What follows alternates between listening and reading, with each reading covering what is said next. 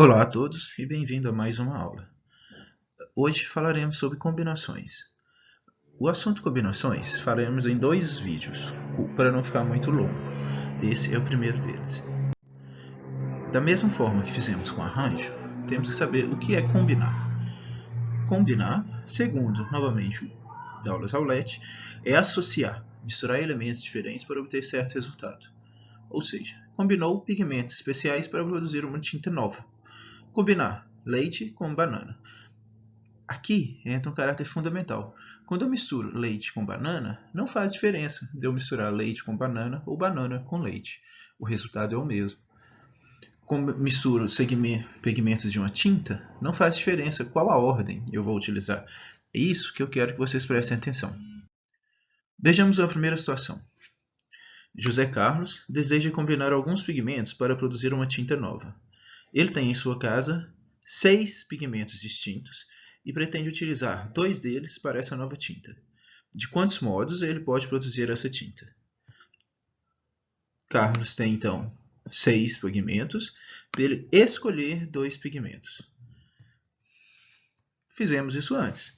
2 opções, 6 opções para a primeira tinta e 5 para a segunda, que eu tenho que misturar 2 pigmentos diferentes.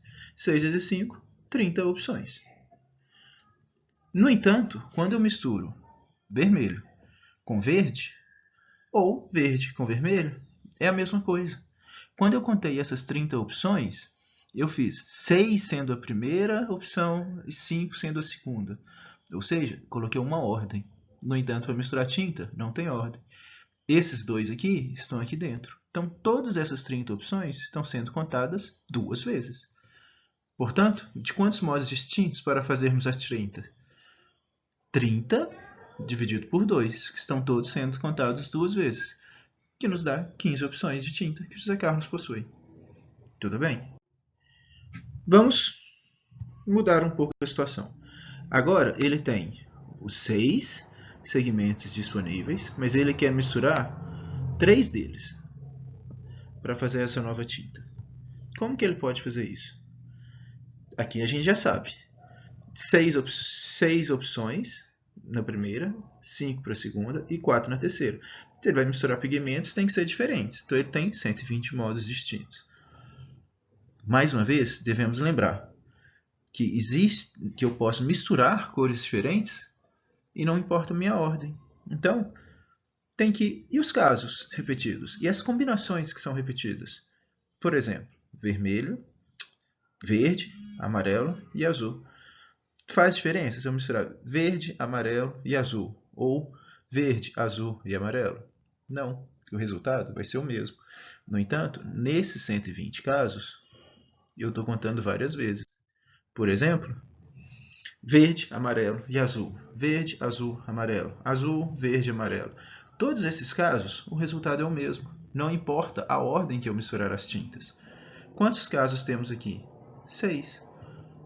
Ou seja, 3 fatorial. O que eu fiz? Eu permutei esses 3 casos.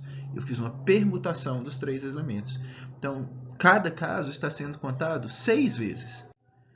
Portanto, na hora que eu faço 120, eu vou ter que 120 dividir por 6.